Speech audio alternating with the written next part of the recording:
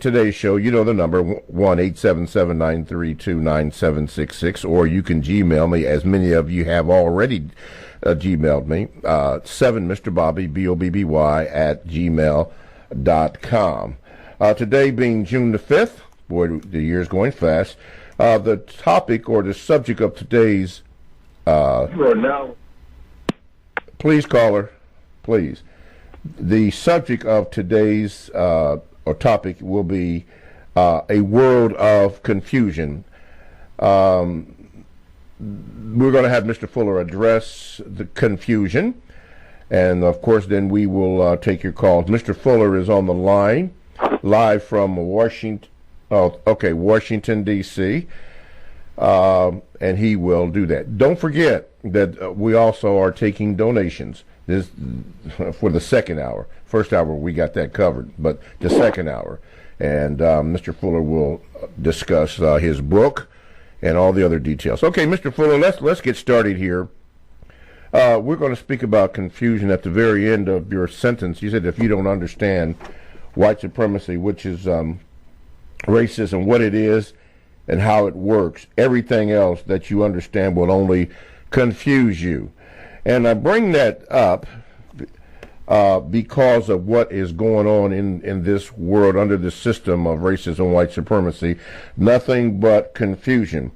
I looked it up. I was looking in the word guide of the counter-racist code here, word guide, and I didn't see the word confusion in here. So I looked up what I thought was a fair definition of confusion, which is a symptom that makes you feel as if you can't think, feel disoriented, or hard to focus. I brought that up in relation to a subject that everybody's been talking about, the Central Park 5, a documentary or a topic, subject that is on Netflix, When They See Us. First of all, Mr. Fuller, have you seen that or have you heard anything about the Central Park 5? I've heard about it, yes, but I haven't seen the actual documentary or the movie. I understand there's a movie out about it, too, but I haven't seen either one of them. The information that you have heard about it, what did you hear or what can you deduce upon what you have heard about the Central Park 5? Well, what I've heard was that some people were falsely accused. Some black people were falsely accused of having committed a crime, and it turned out that after they had served time for having committed the crime, it was found out that they weren't the people who committed the crime. That's what I've heard. But this took many years of someone trying to find the truth about who did what, who didn't do what. Now, does it surprise you that the prosecutors stand by their work and were very upset that the 5 victims were released, even when the evidence showed somebody came up and confessed that they did the crime and not the 5, but the court system... Our prosecutors did not like that and are very much against them being free, and in particular getting those, I think it was $41.5 million spread among all 5 of them. Does it surprise you that they didn't like that and they still feel that they were guilty? Well, that happens. In the system of white supremacy, that comes from that word, confusion. You have a lot of confusion. And when you have confusion, you have people who are going to be mistreated because the system of white supremacy itself is designed to support confusion among the victims of white supremacy. It's deliberately designed to do that. And this caused all kinds of chaos and confusion constantly in all 9 areas of activity all over the world. Economics, education, entertainment, labor, law, politics, religion, sex, and war.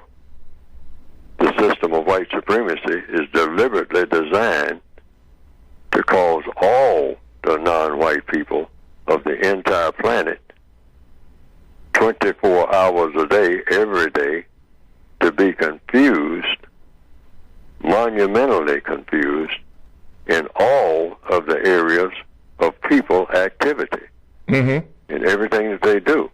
So that's just a part of it. It's all to be expected. It's routine. Okay. Now, they had the trial, and the victims were, at that time, determined that they were guilty. And then they had to serve this time.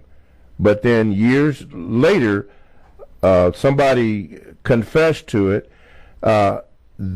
The person that confessed, DNA, was present in the case, which normally would completely exonerate them, the victims of that, but yet and still, the court system, even with evidence that this guy did it according to DNA that was taken, they still are guilty, or are guilty according to the state or whoever did the prosecution on these guys, which brings about a misunderstanding on a lot of people's part, and I will get to some of the Gmails.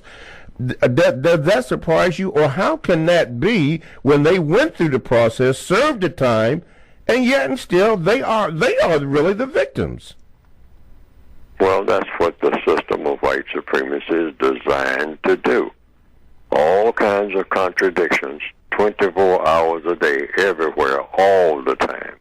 Contradictions, contradictions, contradictions, mass chaos, mass confusion, anything that will keep the darker people of the planet from focusing and being successful on accomplishing anything of constructive value, period, forever and ever and ever and ever. That's what the system is designed to produce. So it just does its job. That's all. Again, I looked in the word guide to see if you had or printed a definition of confusion in there, and I didn't see that. But if you... It's not there, because, and there's a lot of words that are not there that are very prominent in common usage, and because they are prominent in common usage, I didn't put them there because I wasn't trying to put, just make a complete dictionary. If the compensatory logic is, if a word itself lends to confusion, or for the most part can be used in a confused manner, then that word, not all of them, but most words, or as many words as I could get in a short volume, those words would be in the compensatory counter-racist word guide. But words that are in common usage that most people already agree on what the word means, like most people agree on what the word confusion means, then that word would not be in there. And so I deliberately did that because I said I can't get all of the words, then I would have to have a complete dictionary, really. Just redo the entire dictionary or copy the entire dictionary of the English language. Yes, sir. And include all of the words in the English language. And then I would have to have, like I've seen, what they call not even complete dictionaries, but pretty close to being complete, of all of the words in the English language. You would need a good size hand truck to lug it around. See, so okay, there's a problem there. See, so the compensatory way is to just look at what words might cause the greatest amount of problems. Yes, sir. At any given time in the minds of people, and those words would have compensatory definitions. Yes, in sir. Word guide. Yes, sir. I was asked to ask you since we are discussing the confusion in the system of racism, which is white supremacy, I was asked to ask you what would be your compensatory definition of the word confusion, as it's going to. It would be the same as you find in most dictionaries. Okay. That's the answer. Okay. Mm-hmm. All righty. Let's let me do this. Let's see here. Let me get this out the way. TalkTainmentRadio.com is a 24/7 no-charge worldwide broadcasting facility with hosts delivering on topics such as news, lifestyle, sports, law, health, wellness, religion, and politics. And here are three that I'm going to share with you. New Money with Drew and Janae. This is Libby with Libby Rand, and All in the Family with S. Yolanda Robinson. Now, all these shows are exclusive to TalkTainmentRadio.com, and all you have to do is to go to the TalkTainmentRadio.com homepage, click on programs, and there is a complete list of all the programs that Talktainment Radio has for your sampling.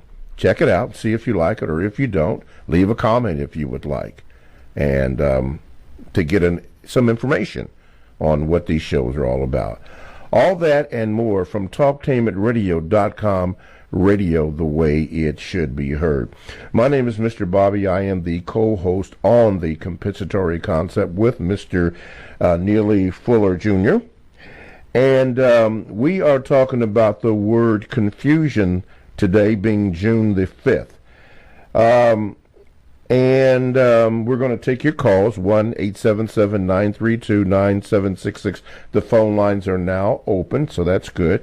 And we also will do your Gmails, 7MrBobby at B-O-B-B-Y. Let's see here. Okay, let's take this one here.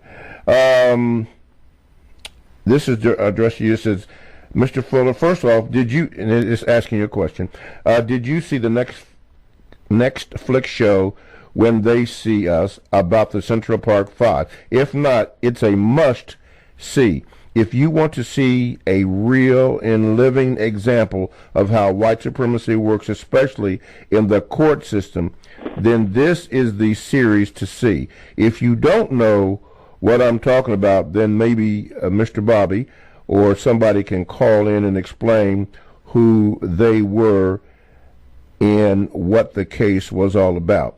Next, Mr. Fuller, my question to you is, and since you served in the Korean War and grew up under segregation, do you recall back then, Mr. Fuller, hearing black men give a command to another man to either perform oral sex on him?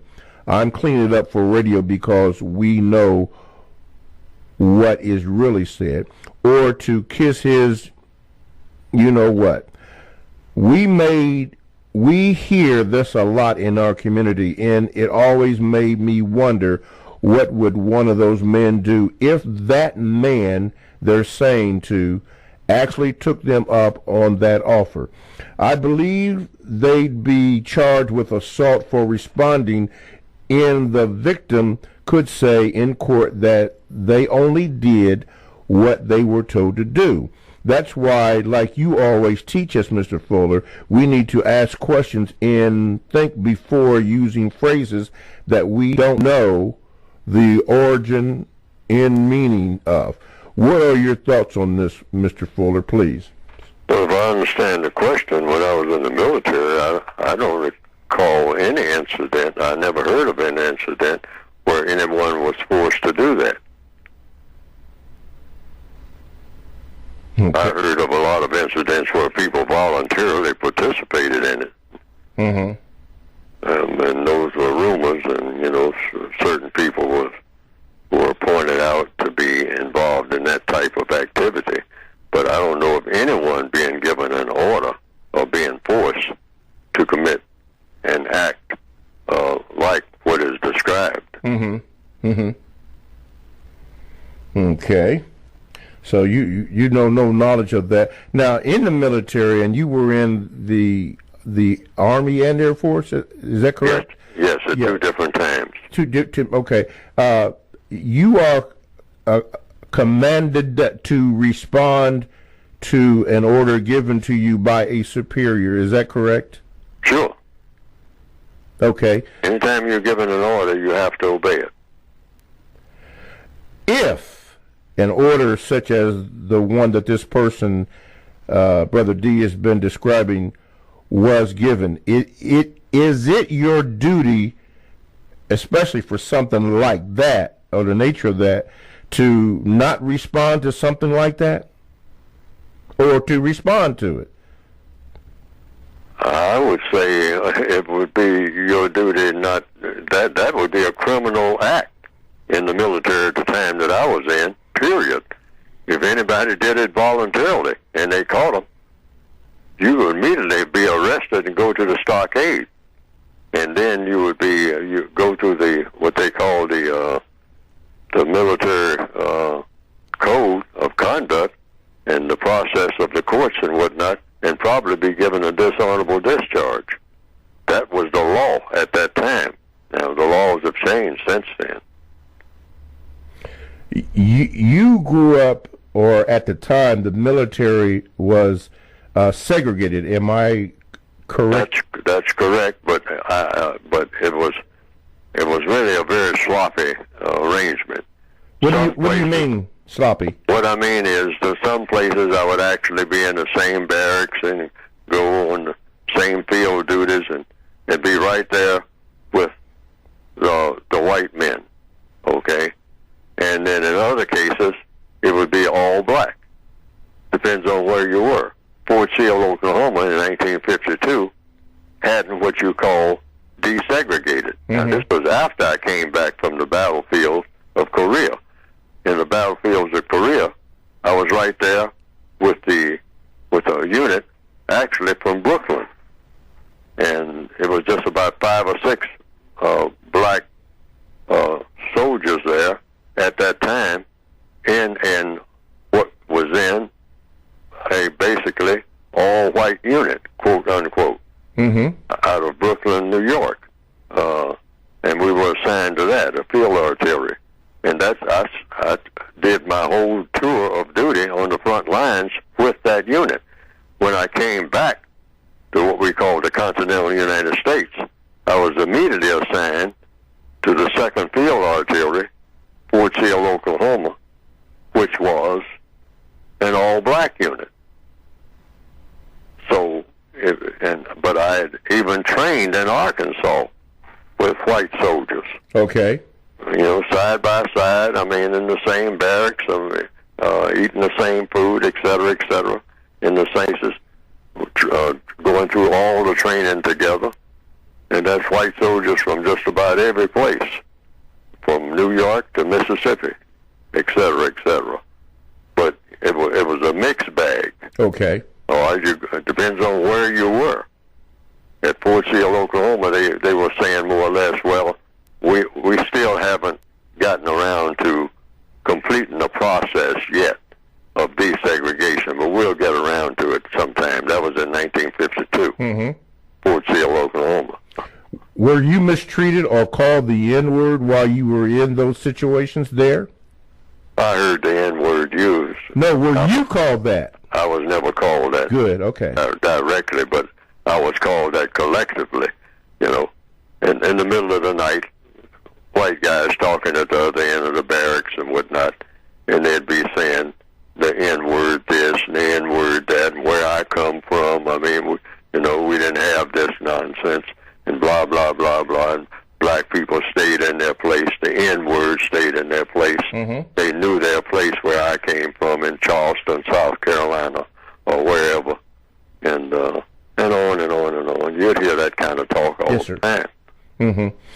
Now, in the movie that Denzel Washington played, and I believe it was The Soldier Story, and it was indicated that there were forts where they had in the South, where they had basically a black unit, but they had white commanders that were on them, and they were assigned tasks that were not necessarily military related. Do you recall anything like that? Well, I have heard of many, many, many units like that. But I was in one that was strictly military related. But the commanding officer, the only white person in the entire unit, 2nd Field Artillery, was a white man, and he was the commanding officer, and the only white person in that unit. He had complete control over all of the black soldiers.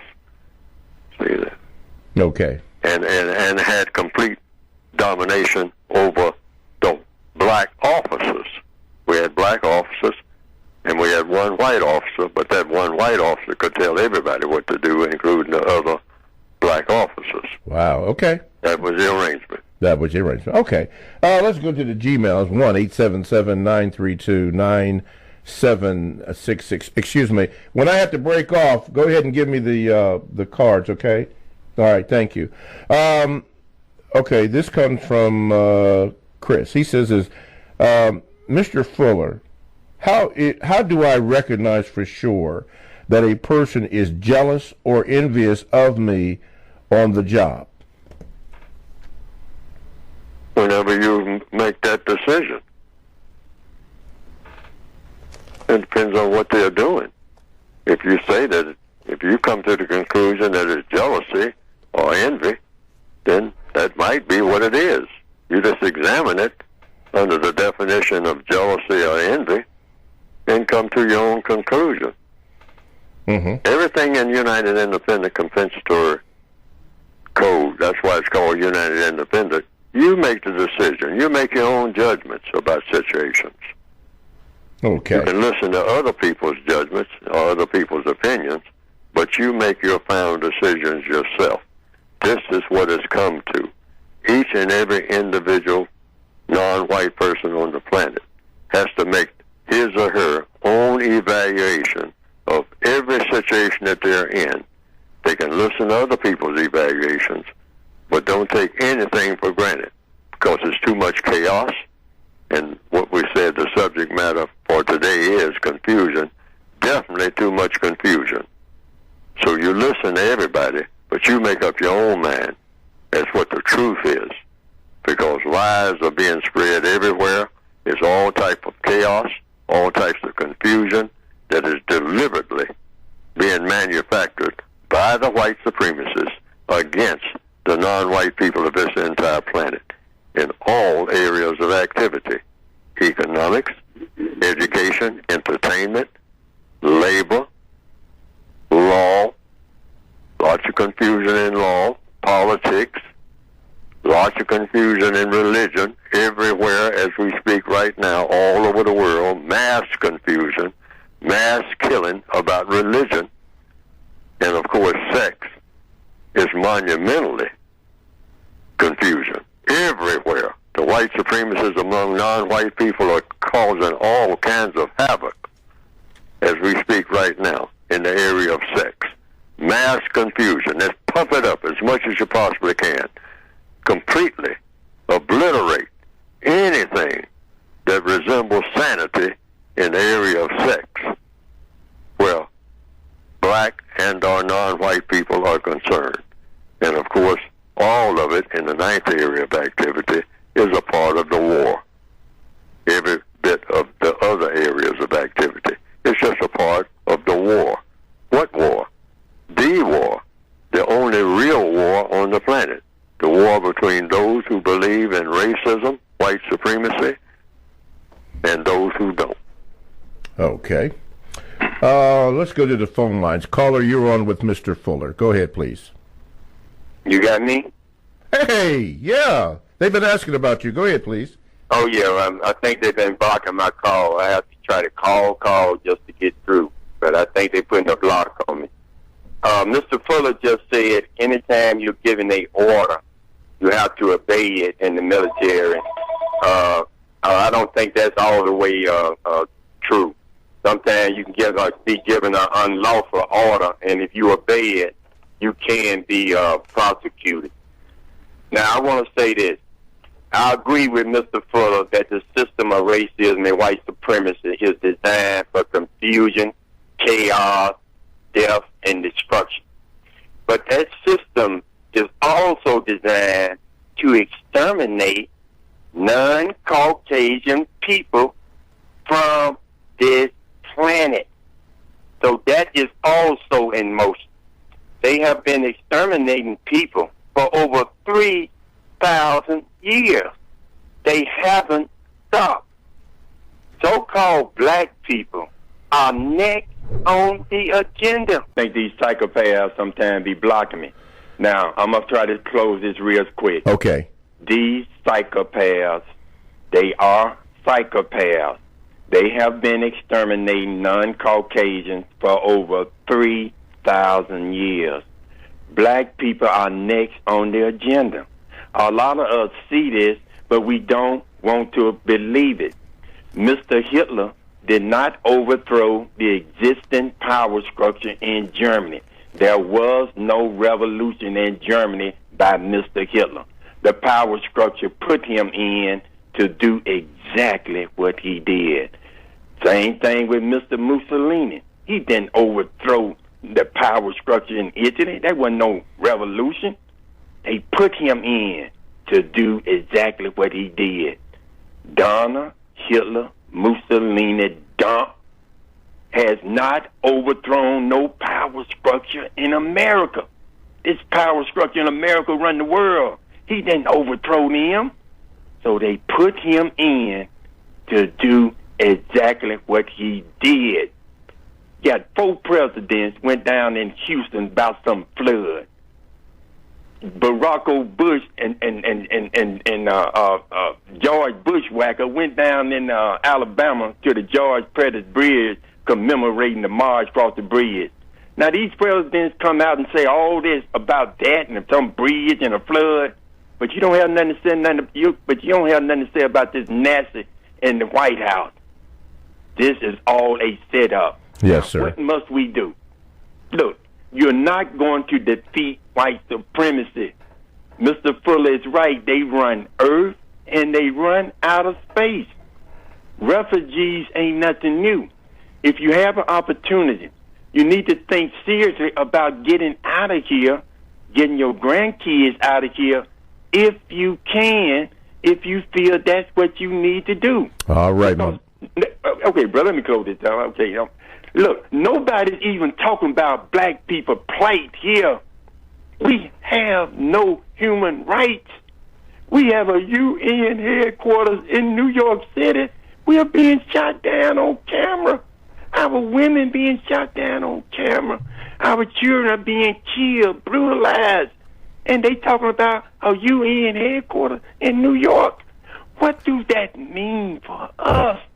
All right, my brother. Okay, black boy beaten to death in China for talking to a black woman.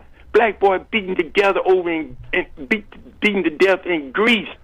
These psychopaths have made us the most hated people in the world. But they must do that because when they come to exterminate you, nobody have no feelings for you. Gotta cut it down, bruh. Okay. Gotta cut it off. Yeah, they need to be exterminated. All right. Thank you so much, bruh, for your comments. All right.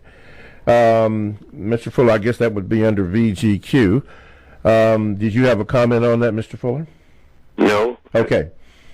All right. Let's see here. The second part of Chris's question was this. He says this, Mr. Fuller. He was speaking about jealousy and envy.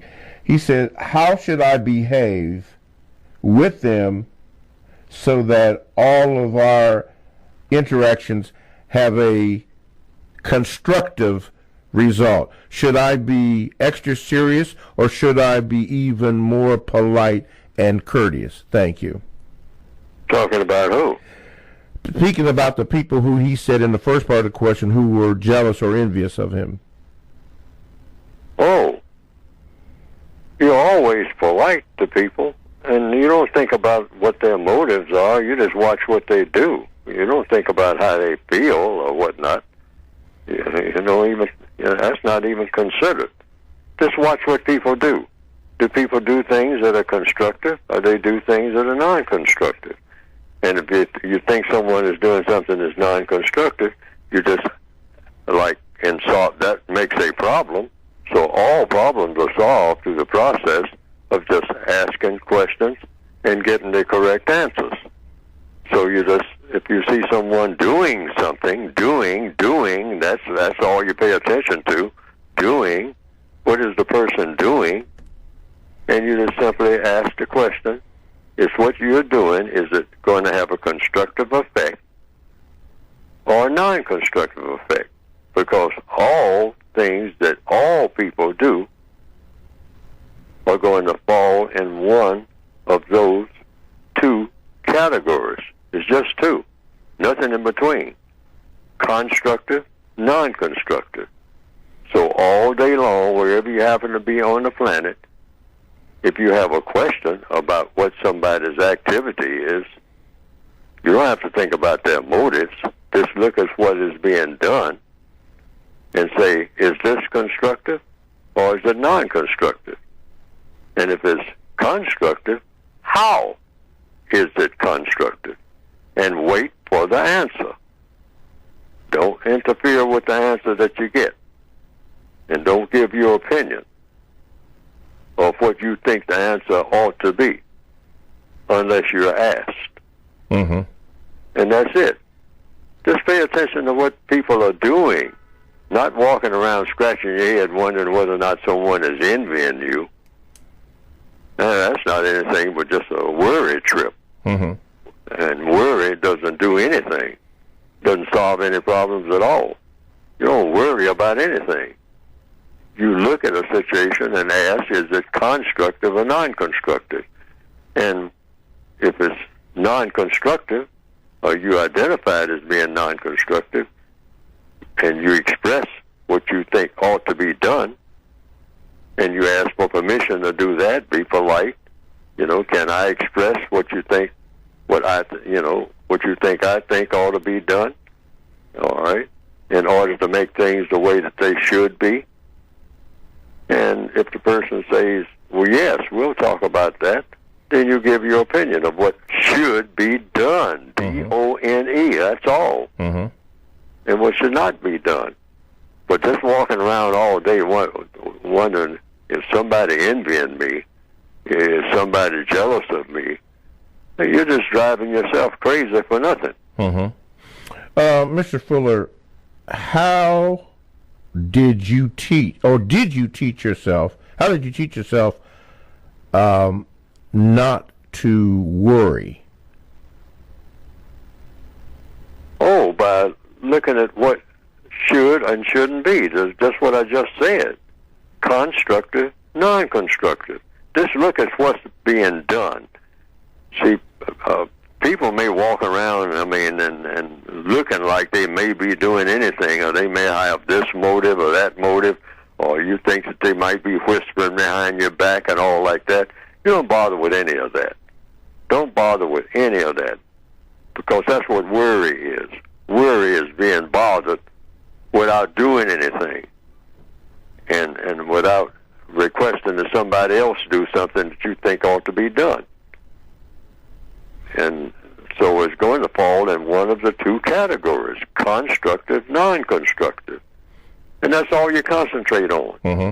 Every move that everybody makes every minute of the day is going to be constructive or non-constructive. And if you're going to talk about it, put it in the form of a question.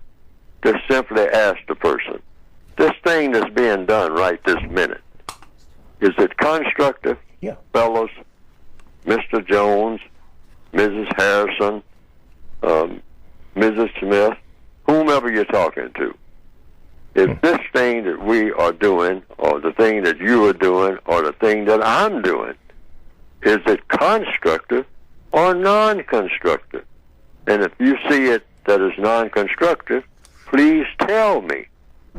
Because you're not supposed to be doing anything non-constructive either. Nobody's supposed to be doing anything except things that are 100% constructive as it's possible to do so. Okay. Each and every day, everywhere, in every area of activity. That's the only measure. Okay. That's the compensatory way. All right.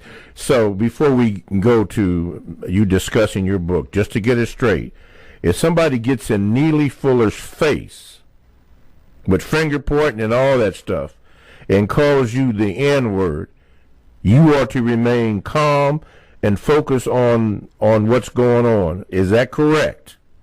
Absolutely. What's going on is, I just make an assessment. Is this constructive or non-constructive? It doesn't get away from that. See, we can't put that aside for a few minutes and then do something else. There's no such thing as that. Every move that everybody makes is either constructive or non-constructive. So after the person gets through pointing the thing in my face and whatnot and doing this and using the N-word, then I'll say, okay, I have a question. What is the problem? That's all. If there is a problem, evidently, it seems like there's a problem, so I just want to know, what is the problem? Why are you doing what you're doing?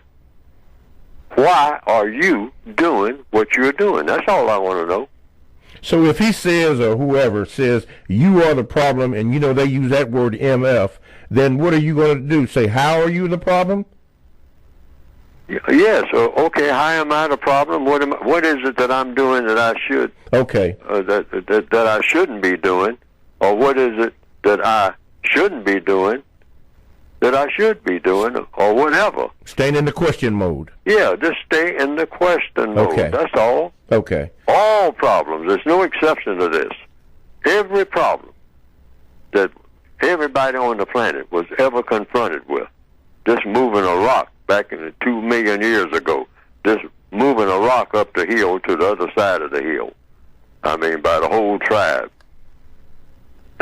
If that was a problem, moving that rock, it's either they're moving the rock for a constructive reason or a non-constructive reason. Okay. It's going to fall in one of those two categories. I don't care who you are or where you are on the planet at any given time. All right. Constructive, non-constructive. All right. That's all you think about. Okay. You don't think of anything outside of that box. All right. TalkTimeAtRadio.com. We go where you go. Download the TalkTimeAtRadio.com app to your cell or to your tablet. That's radio the way it should be heard.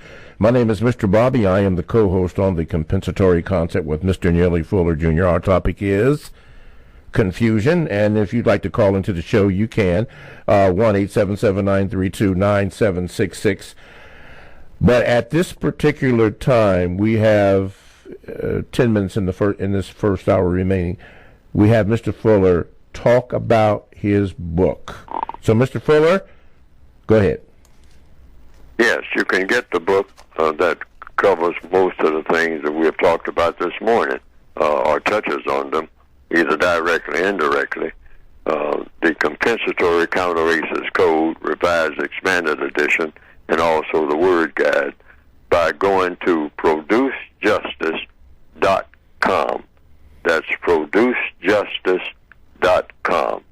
And what will come up on the screen is a brief description of what's in the book and how to get it. Go to producejustice.com.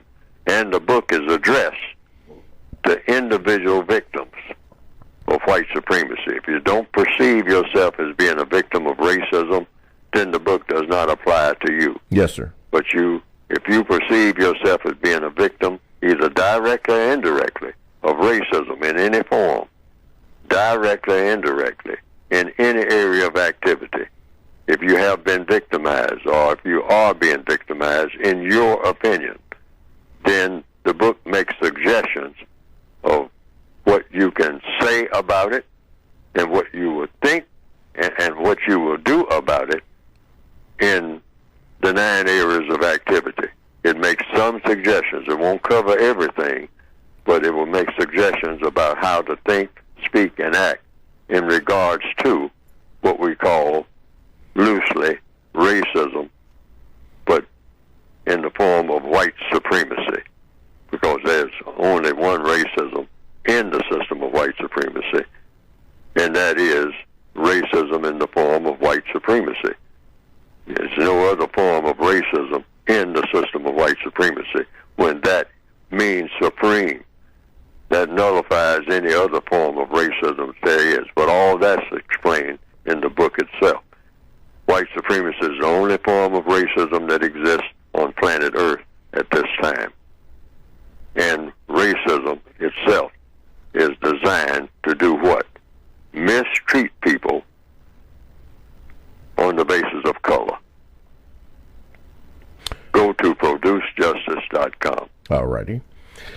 Okay, 1-877-932-9766 is the number that you can call, or you can Gmail me at the numeral 7, Mr. Bobby, BOBBY, at gmail.com, and maybe we'll get to read it. Going to the Gmails, this was from Roop Dog. He says this, greetings, Mr. Fuller. Within the system of racism, white supremacy, the victims are constantly confronted with thought, speech, or action that may cause an emotional response. Mr. Fuller, could you address the importance of controlling your emotions within the system of racism, white supremacy? Now, I'm not suggesting that the victims be robotic and have no emotions, but I believe we should not respond emotionally, but logically by staying in the question lane. Roop Dog.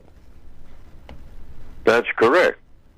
The textbook for victims says that emotions serve a purpose. That emotion is what you call that drive that people have. Like if you're going to run track, I mean, you're emotionally involved. You want to have the drive. You want to get that, what they call the adrenaline going. That's an emotion. But while you're running around the track, you're using what? Logic.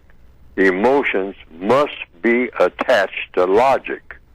Otherwise, it's like an electric wire that's thrashing around all over the place with sparks flying, but it's not attached to an engine of any type. An engine is the logic thing. So you attach the live wires to a lamp. Then you get quiet electricity serving a constructive purpose. Why? The wires are not thrashing around all over the lawn and all over the neighborhood and whatnot, and be a danger to people, really, because that's what a live wire is when it's not attached to logic. And people are the same way. Just jumping up and down and screaming and pulling out your hair and cursing and foaming at the mouth, that's the emotion without logic. You very quietly attach all of your emotions to logic. And what is logic? Logic is cause and effect. It takes logic to get things done in a constructive manner. Live wires should be attached to something that's going to produce a constructive result. Emotions are supposed to be attached to logic. Logic and emotions go together. One without the other is dormant. Well, the logic will be dormant, but the emotions will be alive. But the emotions just cause a person to run all over the place in the middle of a fire, just bumping in the walls, rather than looking for the fire exit. That's where the logic kicks in. You're trapped inside of a building. Now, you're emotional because you have to have that in order to get up and become alive, you might say, to try to get away from the fire that's in the building. But you want to be selective in what you do with all that energy. Not just run around bumping in the walls until the fire finally consumes you. You say, now, I got to get out of here, and I got to get out of here fast. But before I make a move down the hall, I got to make get some kind of idea in my head of which is the nearest fire exit. That's your logic. Rather than go 7 floors up and the fire's chasing you up the floors as you go, and you're looking for the exit. That's not logical. That's a lot of emotions telling you to keep going higher and higher, getting away from the fire, and the fire, by logic, is going higher and higher right behind you. So you're going to be consumed. Why? Because you didn't use logic, that's why. Look for the nearest fire exit at the lowest level, because fire goes up before it starts down. Mm-hmm. Mr. Fuller, we have about 2.5 minutes in this particular segment. Realistically, how many people can actually do that? To have somebody pointing in their face or whatever, accuse them of acting up or whatever the case may be. Realistically, how many people do you think can actually or will actually do that? Let's just say the survey, let's just say 10 out of 10 people, how many will actually do that? Well, it depends on what people you're talking about. If you're talking about collectively throughout the world, the calmest people and the most methodical and most logical people on the planet are those white people who believe in white supremacy. That's why they got in supreme position. They're very logical in what they do. The non-white people, for the most part, have proven we are very non-logical in just about everything we do, in every area of activity. Non-logical, no logic at all in economics, none in education, willing to learn everything that makes no sense at all, and almost in horror run away from anything that's going to be of constructive value. Just drop out of school in anything that's being taught that makes sense, and run toward anything people are doing down on the corner that makes the least sense. Yes. Got to hold it right there, Mr. Fuller. I'm sorry to cut you off, but they tell me I got to cut it down. Okay, TalkTainmentRadio.com, the world's greatest radio the way it should be heard. We'll see you in the second hour. Excuse me, Mr. Fuller, I have to apologize for that, but they're good.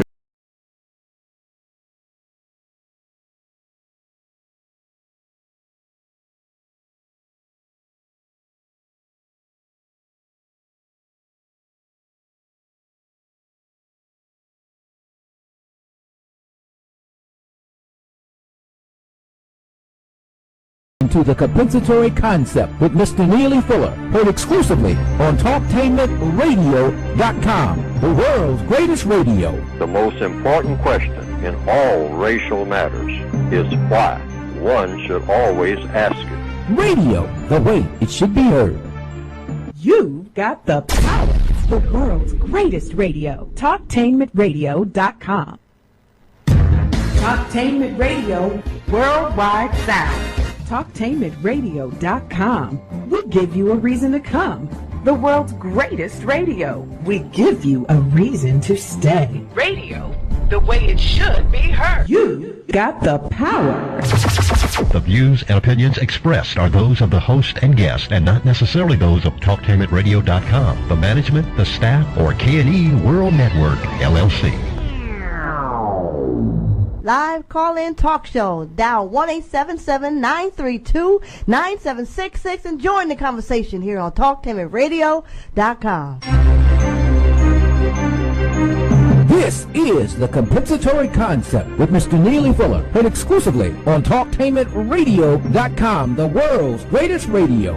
Radio, the way it should be heard. And now, Mr. Neely Fuller. If you do not understand white supremacy, which is racism, what it is and how it works, everything else that you understand will only confuse you. Only confuse you. Only confuse you.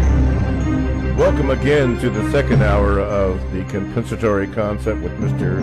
Neely Fuller Jr. here on Talktainment Radio. We go where you go on the greatest radio.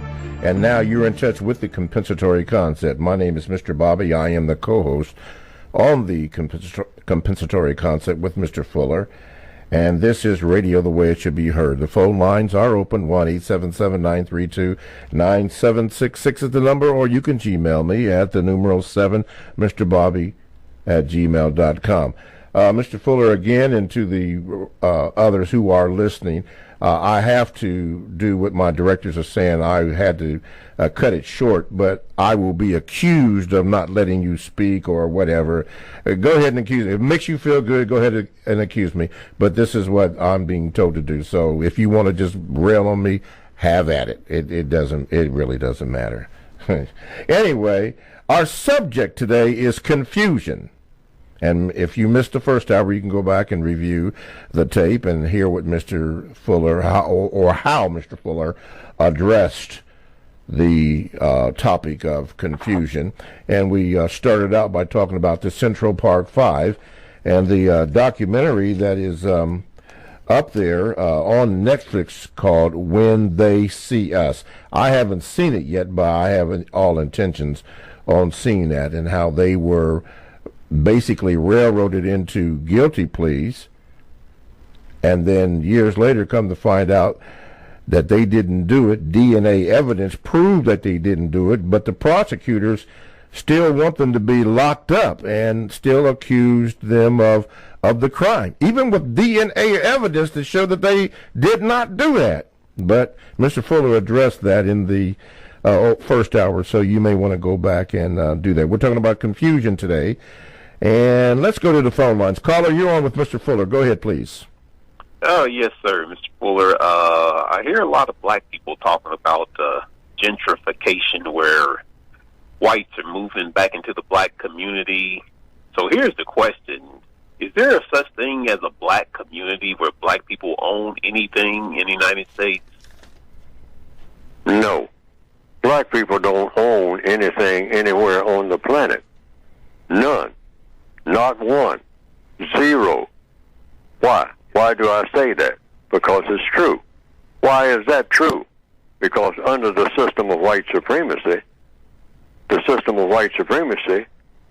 and this statement is either true or false, is a complete world system of domination of black people.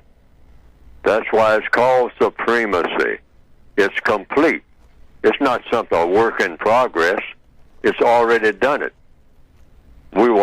Everybody who's breathing now who is black on this planet was born in a prison system, and the name of that prison system is the system of white supremacy. Everywhere, no exceptions.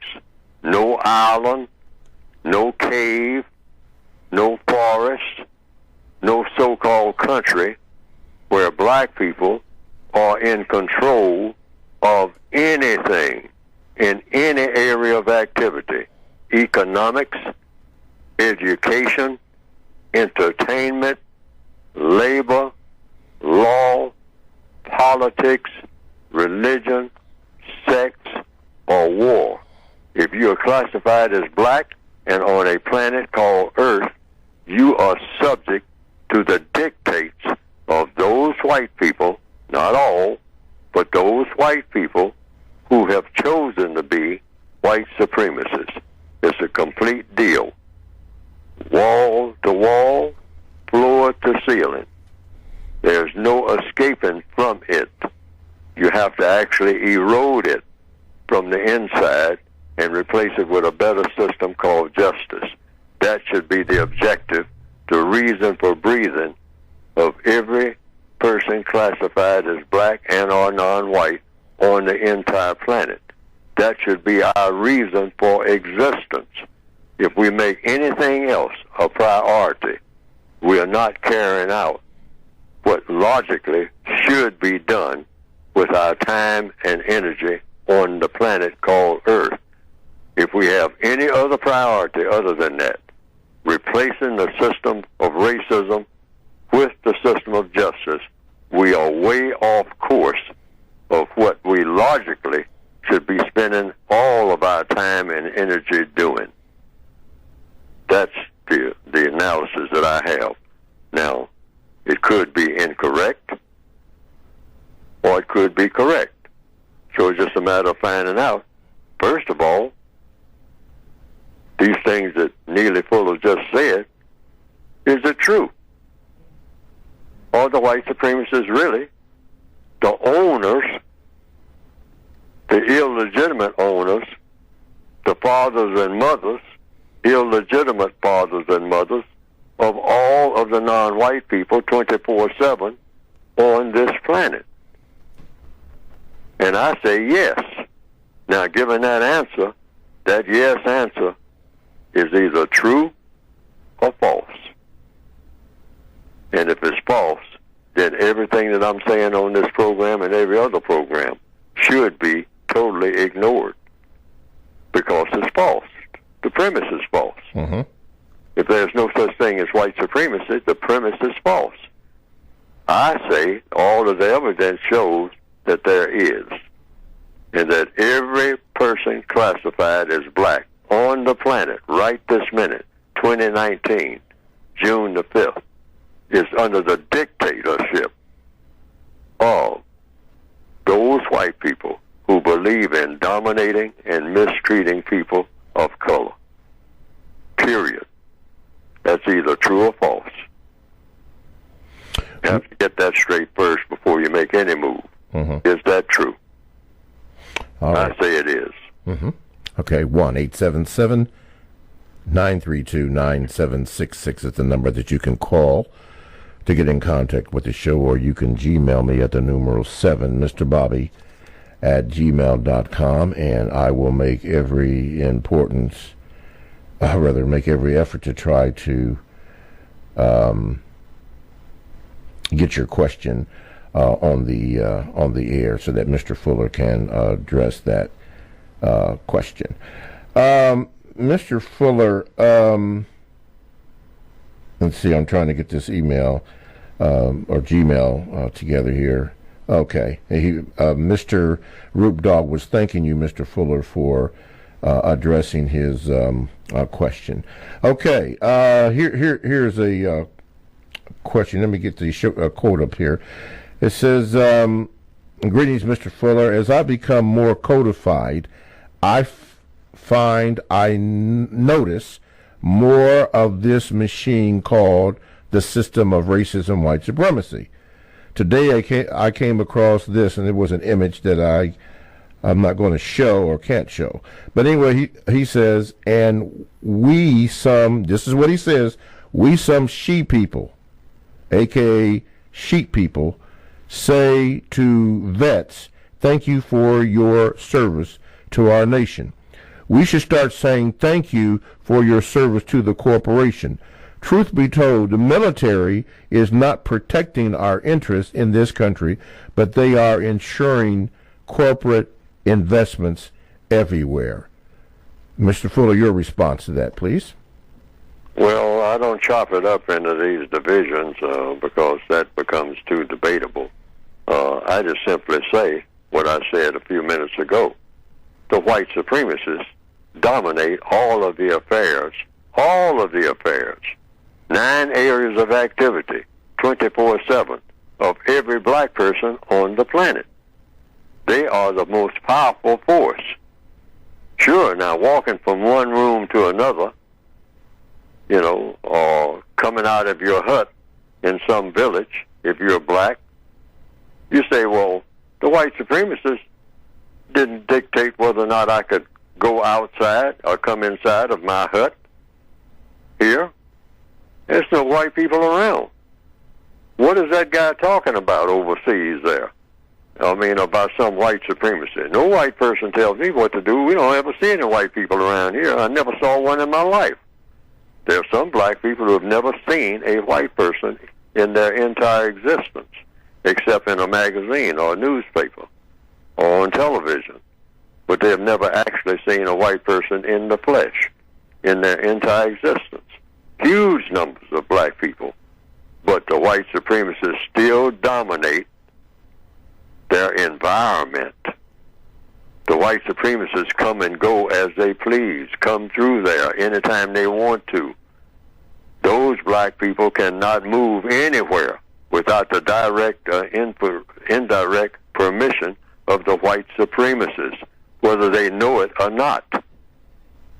I mean, in all of their environment, their rivers and everything, the food that they grow, they're dependent on the white supremacists to let them grow food.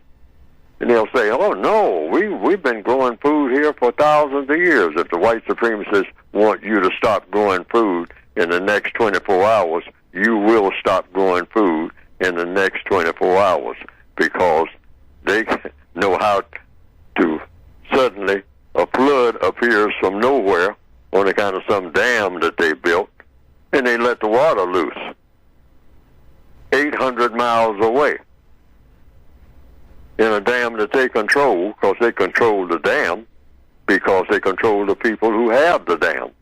All right? Even though it's nothing but black people working around the dam. But the white supremacists know about the dam, and they will dictate how that dam is going to perform. So all of a sudden, the village chief, after thousands of years talking about his ancestors have been here forever, looks up, and all of the crops have been flooded out. And that has never happened. In 2,000 years, it's never happened to his knowledge. And he doesn't know why. Because 800 miles away, somebody let the water loose. That's why. And who was the somebody? The usual suspects, the white supremacists. Said, oh, that chief down there talking about nobody's going to make him move. He's going to move, all right, because that water's going to make him move, because I'm going to control the water. That's one thing he doesn't know how to do. He doesn't even know the existence of a dam, never even saw one, never even saw a picture of one, and thinks he's got some power. He's primitive. Yes, sir. All of these black people are primitive compared to whom?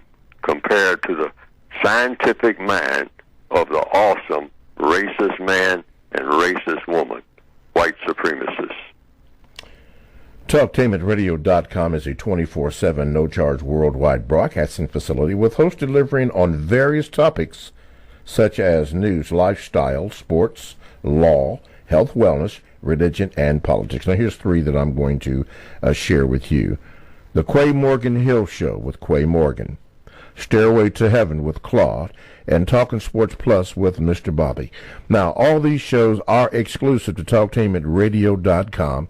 All you have to do is go to the TalkTainmentRadio.com homepage, click on programs, and there are a list of all the programs that Talktainment Radio has. Why don't you try one? We call it in the business sample. Sample the program. See if you like it or don't like it.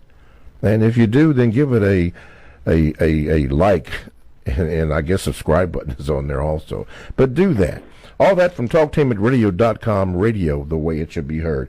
My name is Mr. Bobby, and we are in the on the compensatory concept with Mr. Neely Fuller, Jr., and we are talking about today's topic, which is confusion in the system of racism, white supremacy.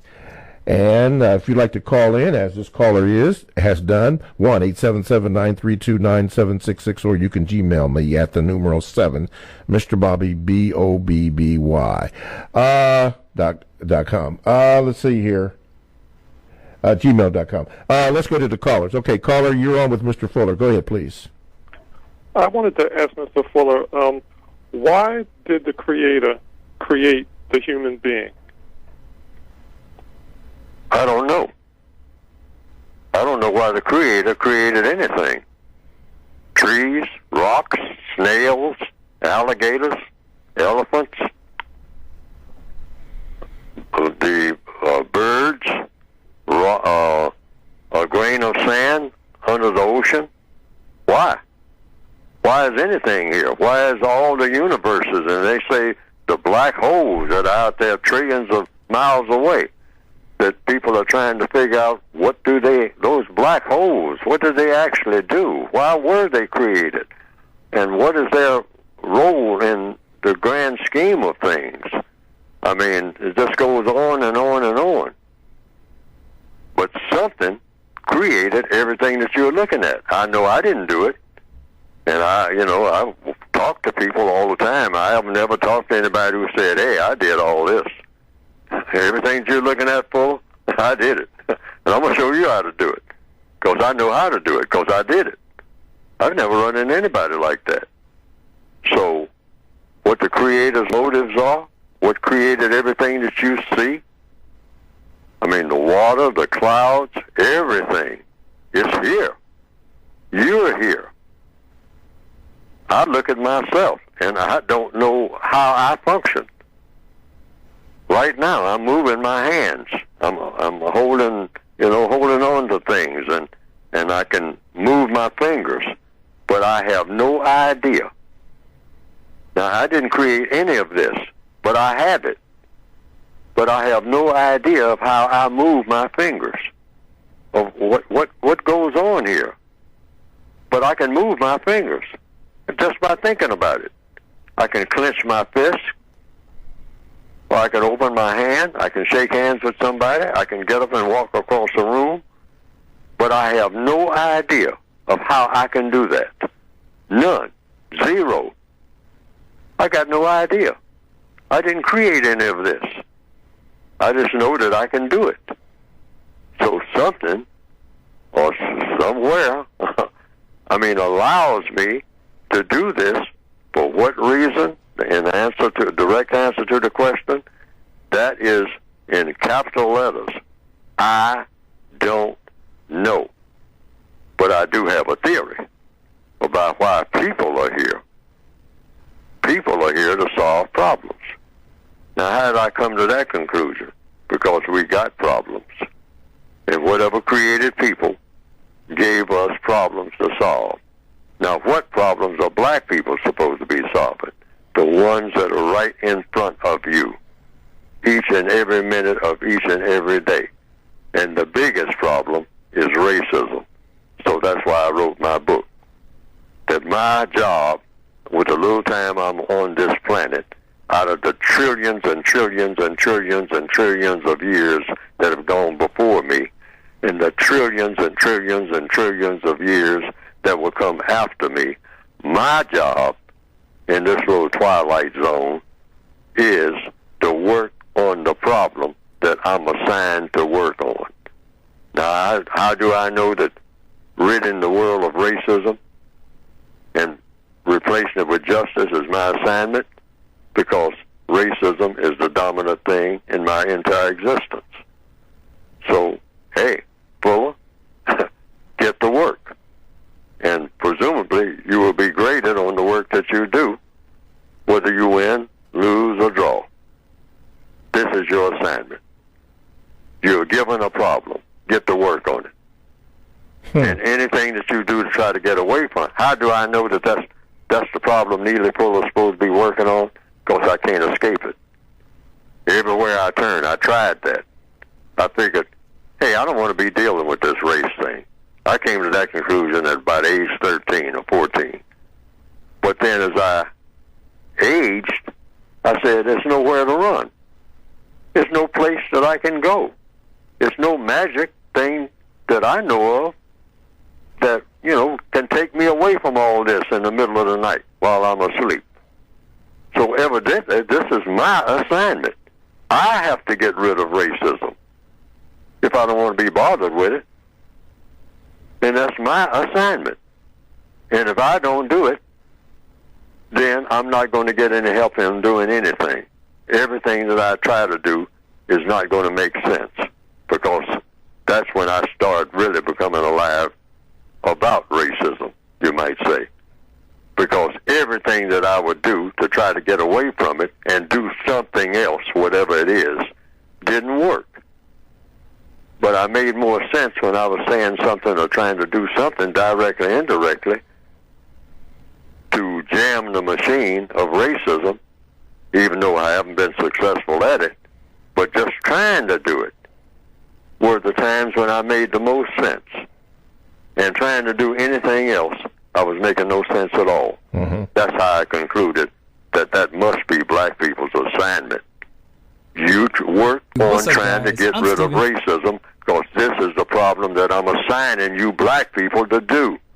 And anything else that you do trying to get away from it, your assignment, I'm going to mess it up. I think that's what the Creator's telling us. That's why just about everything that black people do that doesn't have anything to do with getting rid of racism turns to nothing. And the record shows that. We start wandering in the wilderness, bumping into things, going at each other, doing real stupid stuff. I mean, we are the poster people for stupid stuff. But we make the most sense. And the only time we make sense, really, if we stop and think about it, is when we are taking and making some kind of little effort to replace the system of white supremacy with the system of justice. that's when a black person makes the most sense.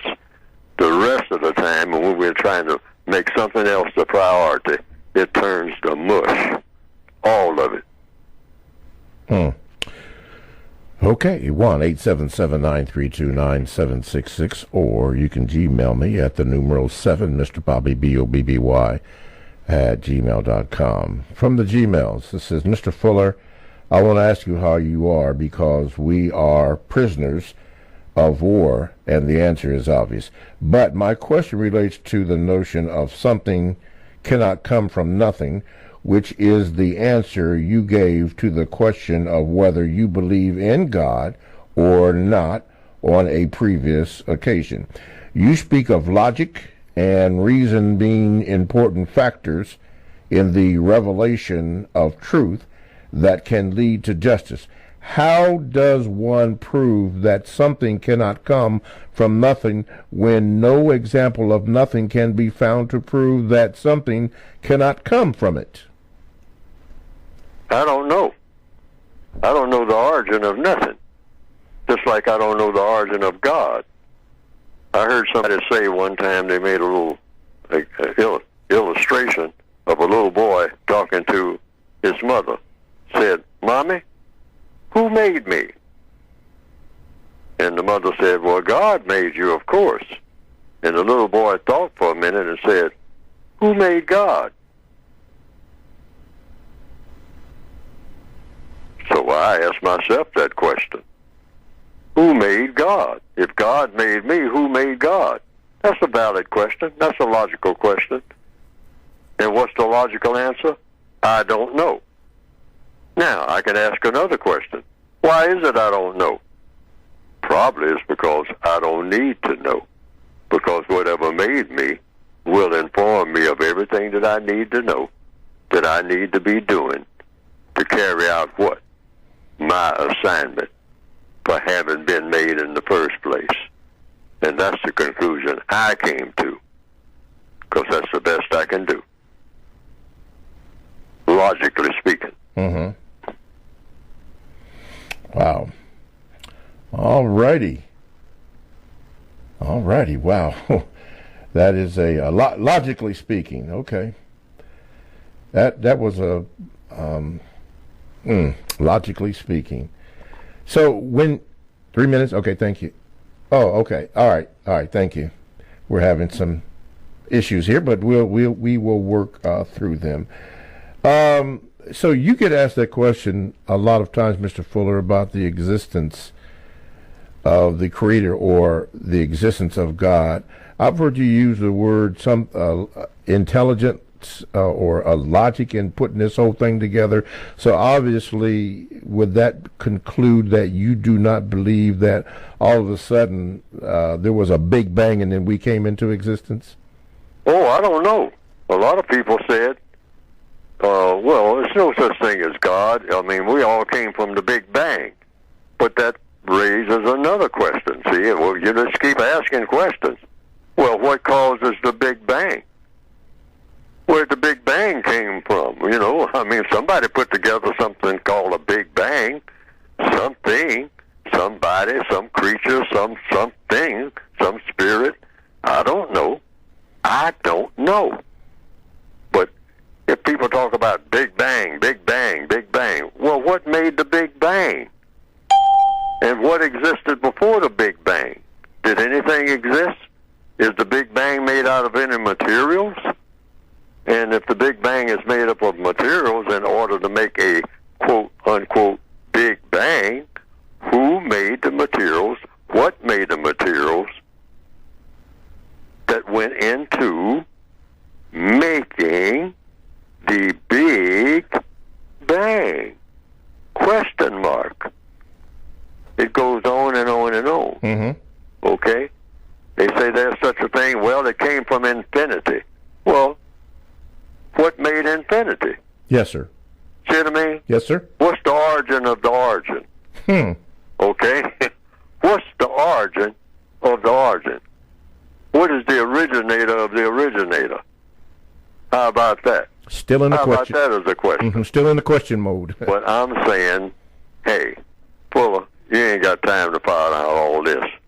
Try to deal with what you're looking at each and every day, right now in front of your face. And you are assigned, like in a bingo game, you're assigned a card. You play that card that you've been assigned to. The card that you've been assigned is a problem called the race problem, Fuller, with your dumb self.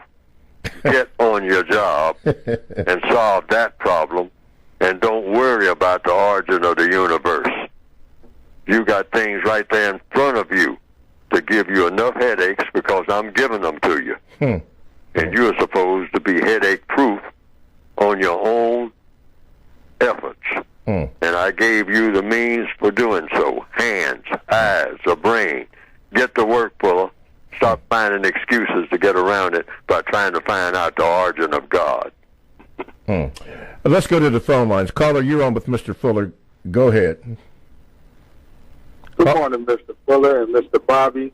I just wanted to leave a statement about Mr. Fuller being absolutely correct. I feel about everything he said. It's just amazing, you know. There's a lot been going on, and if we look at it, we'll see it as far as the billionaires being popped up, top to top, being designed for men, and black men being the face of these new ultra tops that are really designed for women. As I said, I mean, I'm disagreeing with everything you're saying as far as the system of racism, white supremacy, and it is so many of us that actually don't know that this thing even exists. They believe the money is a way out of it, or that it doesn't exist anymore. It's just so well thought out that, and it's right in front of us, and we don't even see it. I just believe that you are absolutely correct, and that's all I like to say. I don't know how other people feel, but everything you are saying is absolutely 100% correct in my opinion. So that's all I wanted to say. You guys have a good day. Okay, Mr. Fuller, you care to respond to that?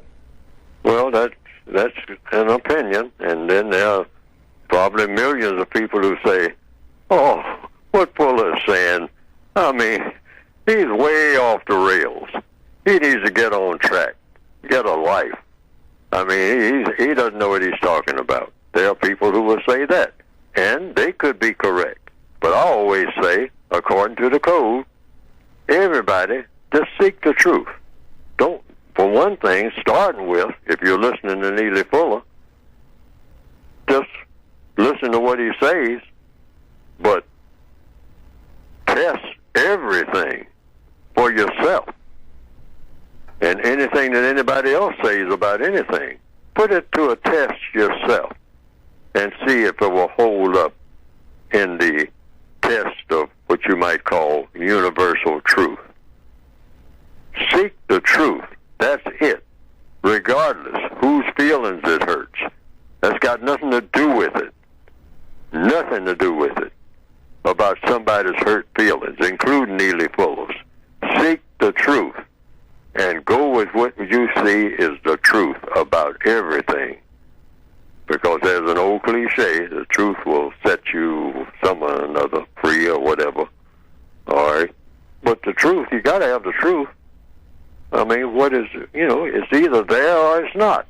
It's either constructive or it's non-constructive. And it doesn't make any difference how anybody feels about it or what somebody's opinion of somebody else's opinion is. It is what it is. Find out what it is. In fact, the code definition for truth is that which is. That which is what? That which is whatever it is.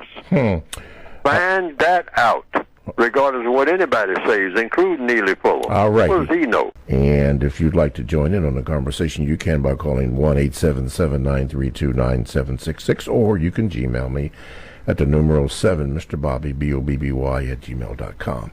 Let's go to the phone lines. Caller, you're on with Mr. Fuller. Go ahead, please. Hi, my name is Jabari. I'm from Los Angeles, but thank you for having me on the show. Can y'all hear me? Yes, sir. Go ahead. Oh, wow, it's a big deal. Okay, I had a question because I'm confused. We want to get the codified behavior out to counter the racism and the white supremacy that's going on with non-white people, but Neely Fuller say that it shouldn't be like one person, it's like Malcolm X.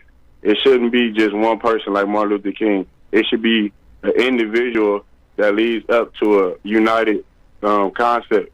But my question is, who's going to get that word out? And I would think the person getting that word out is going to end up like Malcolm X or like Martin Luther King and end up getting shot. Like if Neely Fuller get a big reaction out of people, I just want to know how did he expect everybody to get this concept and get this code without it being a leader? Does that make sense? Okay. Mr. Fuller? By using a code. That's what a code for. The code is the leader. It shouldn't be any individual person because individual people die. That's an absolute. I don't know of anybody who hasn't died. All right?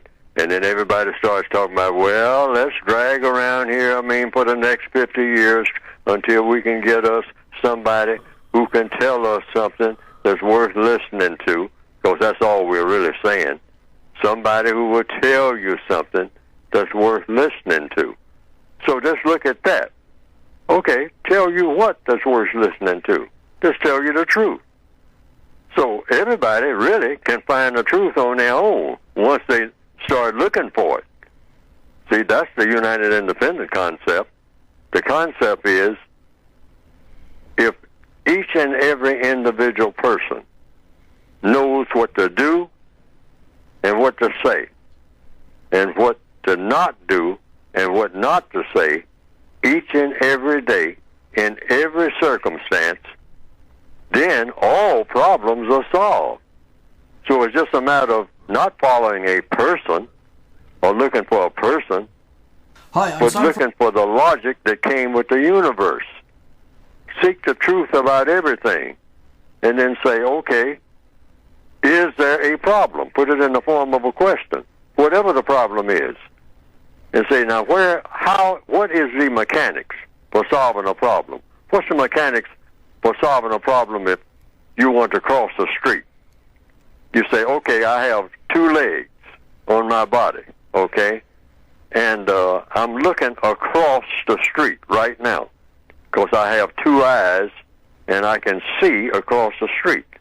Now, there's a street between me and the other side of the street. I'm standing on this side of the street, and I'm looking at the other side of the street. Now, I can see that. A squirrel can see that. A bird can see that. Rats can see that coming out of the gutter. Right, but some people don't even know. But some people don't even know how to cross the street, and then they have to ask, "Hey, how do I cross this street properly?"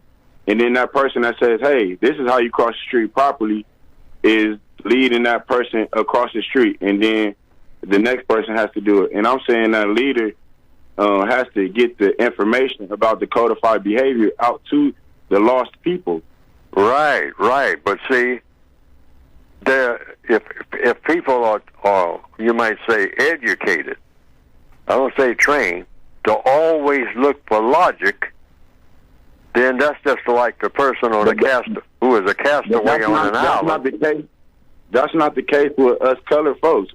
We don't. I know that. We're not educated. We're not trained. We don't know. We don't even know it's a codified book. We don't know. That's what I'm trying to say. First of all, we need to know that we need a code, because right now we are always looking for the leader that can come from somewhere. And really, if we tell the truth, when you listen to black people talk, when we really tell the gut truth, we are saying, well, one of these days we'll get the real super leader that can solve all the problems in the middle of the night And then I wake up the next morning, and all the problems have been solved. If most black people would tell the truth, that's really what they're looking for. See, we're not looking to do anything ourselves if we be honest with ourselves, which is what we haven't been able to do. But when we are actually told, like I was told by a black sergeant when I was in the military in what they call the Air Force in Japan in 1957, that's when I started writing what I have. Because he told me this. He said, Fuller, I've been watching you. I'm making my business to study people, and I've been studying you. And I got you figured out. You ain't hard to figure out. What you are doing, Fuller, is running all over the world looking for an ideal situation. Now, he was telling the truth. It hurt my feelings when he said it. He said, let me tell you one blankety-blank thing.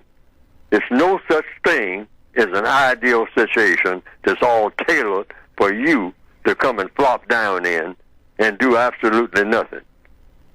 Because that's what you're really looking for.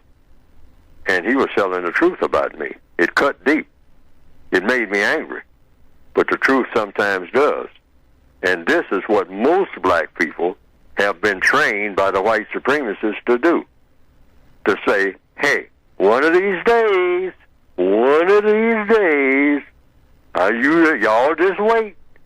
You know, it ain't going to be like this all the time, because one of these days, this ideal situation is going to come about, and all we have to do is just walk in and flop down and say, hallelujah time, pass the chicken. Now, in the back of our minds, that's really what we wake up in the morning and go to bed at night thinking about all the time. And the white supremacists love it because they don't believe that. They believe you got to use your two hands and your eyes and your brain all the time, 24/7, burn midnight oil, doing what? Solving every problem that you encounter and not waiting around for anybody other than you to solve every problem that you are confronted with. That's the white supremacist mentality. And that's why they are dominant. Thank you, caller, for your call. Appreciate that. Let's see here. TalkTainmentRadio.com. We go where you go. Download the TalkTainmentRadio.com app to your cell or to your tablet. That's radio, the way it should be heard. My name is Mr. Bobby, the co-host on the Compensatory Concept with Mr. Neely Fuller Jr. And we are talking about confusion is the topic today. Thank you for that call from Los Angeles. If you'd like to get in contact with the show, you can by calling 1-877-932-9766 in the remaining moments that we have. Or you can Gmail me at the numeral 7, Mr. Bobby, BOBBY at gmail.com. But it is at this time that we specifically set aside for Mr. Fuller to speak about his book. Mr. Fuller? You can go to producejustice.com. That's produce, P-R-O-D-U-C-E, producejustice.com. And what will come up on the screen is a brief description of a textbook for victims of white supremacy, how to get it. And it's addressed, like I've said in this program, to the individual person. You empower the individual person. Empower that person by doing what? By having that person always seek the truth about problem solving. That's all it is. Everybody's got a problem. So you just sit down and say, now, there's a worse way to solve a problem, and there's a best way. So I'm going to use my mind to try to answer every question without exception, in solving every problem that I'll be confronted with in the best possible way that anybody, anywhere, at any time could ever solve the same problem if they were confronted with it. And that's what every person should be seeking.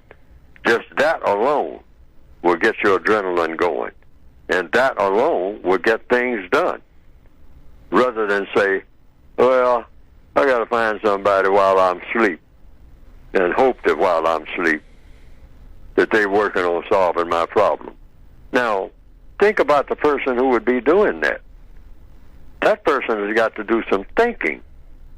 So why can't you do the thinking and come to the same conclusions of that magic person will come to?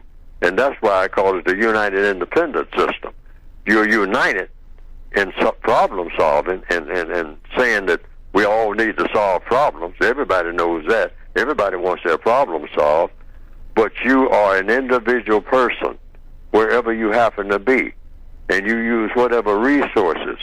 The first thing you have to do is have the will to say, I'm supposed to be solving every problem that I'm looking at. Not looking over my shoulder to see who's coming, or who might show up, or who won't show up, or depending on somebody else to show up. I got to solve this problem myself. I'm one person on the entire planet standing at the North Pole on a mountain. Now, the first thing I got to do is figure out how to get down this mountain and get some food. Now, there's nobody there but you. For millions of miles away, nobody knows you're there. That's what the United Independent Compensatory Code is about, trying to get black people to think like that. You are alone on the entire planet. Now, what's the difference between something that is food and what isn't? Because nobody's there to tell you. You have to figure out the difference between a rock and an apple. Otherwise, you'll be trying to eat a rock. That's the logic of it. So you just find the truth. The truth about what? The difference between an apple and a rock. By doing what? By sampling both. You try to gnaw on that rock, you ain't getting no nourishment. So then you reach up on a tree and get something that's different from the rock, kind of round like a rock. So you bite into that and you say, that seems to work. And so you keep biting on it. All right, that's the way it works, trial and error. That's how everything is done in a scientific laboratory. That's how diseases are conquered, trial and error. You're going to make mistakes. Yeah, well, go ahead and make them. But then keep trying. That's the main thing. And the textbook for victims of white supremacy say black people's main problem is something called racism. And if they get rid of that problem and replace it with something called justice, then they are carrying out their assignment. That's the premise. The textbook for victims of white supremacy is for that purpose, to help you as an individual empower yourself. And you can add, there's no such thing as a complete code for doing so, because the job has never been done. But you do everything that works and cast aside everything that doesn't work. That's what you do every day. Do the things that always work and never do anything that doesn't work. Black people have been trained to do all kinds of things that we know is not going to work, even before we do it. And we'll do it anyway. Why? Because we've been trained. Been trained by whom? The white supremacists, to do stupid stuff. They even do stuff that we know is not going to work when we do it. But we do it anyway, and then cry about it. And we need to stop that. Go to producejustice.com. The textbook is supposed to help you to stop doing what you are doing that you shouldn't be doing, and start doing the things that you should be doing that will result in what? Problem solved. Problem solved. Problem solved. One right after another. Problem solving. Those two words. All righty. Let's go to the Gmails. This comes from Justice Soldier. It says, hi, Mr. Fuller. Regarding, quote, something from nothing, end of quote, the Conservation of Energy Law states, quote, energy cannot be created or destroyed. It can only be transformed from one form to another or others. This means that what caused energy, etc., has always been here. This is the miracle of creation. Mr. Fuller, your thoughts? Well, think about it. That's what the code says. Thought, speech, and action. So what the person just said, you think about what the person said and see if you can apply it to doing what? problem solving, because that's what we're here for, according to what? Logic. All the indications show that people are supposed to be here on this planet called Earth to solve problems. Why? Because we have problems to solve. Duh. So that statement is either true or false, but you would have to logically figure that out. Yes. Yes. And it doesn't take long, because if you got a problem, if you got a nail in your shoe and it keeps hurting your foot, pain serves a purpose. Pain is letting you know, hey, something is in error here. You're not supposed to have a nail sticking in your foot. Your foot is not made for nails, okay? So what you do is take off your shoe, okay? That's little by little. You probably took 6 months to figure it out, but I mean, however long it takes, you use logic whenever it kicks in and try to get it to kick in early. And so you say, oh, I can't figure out why my foot keeps hurting like this. I can't stand it. So take off your shoe. Oh, there's something in the shoe. It looks like a nail. I will remove the nail. I think this might work. I don't know. And throw the nail aside and put it where it won't get in somebody else's shoe. Mm-hmm. All right, because you don't want to solve a problem by making another one, which is something that black people need to learn. We'll solve one problem and make 5 problems in the process. We've been trained to do that too. Okay? Got to stop doing that. Thinking ahead. Mm-hmm. So you take the nail out of the shoe, then you put the shoe back on. You say, oh, wow, hey, that feels a whole lot better. I've been walking around on that nail for 8 months now, you know? And that's an instant solution. Yeah, well, that's what you call what? Learning. Mm-hmm. So we should always be willing to learn, even from people that we think are stupid, because you can learn something from everybody. The white supremacists understand that. Yes, sir. All righty. In the remaining 5 minutes that we have, this comes from people activity in the area of economics. Mr. Palmer says this, Mr. Fuller, how do you teach yourself how to apply the compensatory counter-racist code in a relaxed manner? Mr. Fuller, I've heard lectures on learning how to take rest and be calm when you use codes in any area of people activity. Well, you have to be calm, and sometimes I get hyper. Sometimes I'm told that I'm hyper, and that is an absolute no-no. Like I always say, logic doesn't have to be preached. It doesn't even have to be taught. You don't preach. You don't scream and yell and storm foam at the mouth. I mean, you know, you act like you might not even believe what you're saying yourself when you're like that. Uh-huh. See, if you ever look at a real scientist and doctors and whatnot who are working, I mean, methodically, what is the first thing you notice usually in a laboratory when people are really curing diseases? You notice how quiet it is. Yes, sir. All right? Now, that's a lesson right there. They want it quiet. They don't want anybody storming around and whatnot, cursing and going on. Keep it quiet. Mm-hmm. Methodically, all right? An engine in an automobile or in an aircraft. If you ever notice, the most efficient engines are the ones not that you can hear them 6 miles away or 3 blocks away. The most efficient engine in an automobile is one that's just like an old advertisement says about the Rolls-Royce engine. It whispers its presence. Okay. Let me get this. That quiet power. Yes, sir. That, smooth running. Smooth. See, the reason it's not noisy is because everything is working perfectly.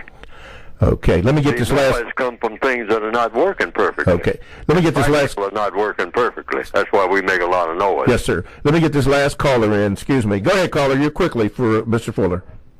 How you doing, Mr. Fuller, Mr. Bobby? Yeah, back in 1994, the Army Navy base, I believe, in Ohio, they will develop a gay bomb. A what? A gay bomb. You know, to have the enemy combatant, instead of fight, they'll be engaged into activity. Okay. So what they did was they developed this. They had the Swedes look at it, and they experimented on it, and all of a sudden now we have a problem with homosexuality now in the African American community at epidemic levels.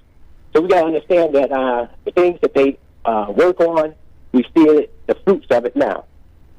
So you think that, as Mr. Fuller, that's possible that what happened back in Ohio, the Wright laboratories came out to affect the African Americans worldwide into this homo genocide activity? Okay, excuse me. Okay, gay bomb. Okay, you got about a minute, Mr. Fuller. Go ahead, please. It goes right to the subject matter that was mentioned today earlier. That word, confusion. See, when you confuse people, you can dominate them forever. If there's 10 people in a room, and one of the people is not confused about everything going on, and the other people are confused about everything that's going on, the person that is not confused is the dominant person in that room. Now, the world is the same way. So the white supremacists figured out a long time ago that if these black people keep stirring things up, keep talking about freedom and justice and all the rest of this that we do not want to give them, what is the best thing that we can do to confuse them for the long run so that they won't even focus on anything? Okay. We can confuse them in the area of sex. So that's what they're doing. Okay. More than anything, they're going all out to make a complete confetti out of black people's minds, first of all, when it comes to this thing called sex. Unfortunately, I have to leave it. Crazy. Unfortunately, Mr. Fuller, I have to leave it there. Excuse me for interrupting you. That's for certain people. But I had to because we're getting ready to end the show. But thank you, Mr. Fuller. Thank you, callers. My apologies for whatever I may have done to interrupt you because I really wanted to hear that. But anyway, thank you for listening. Thank you for calling. TalkToHim@radio.com. The world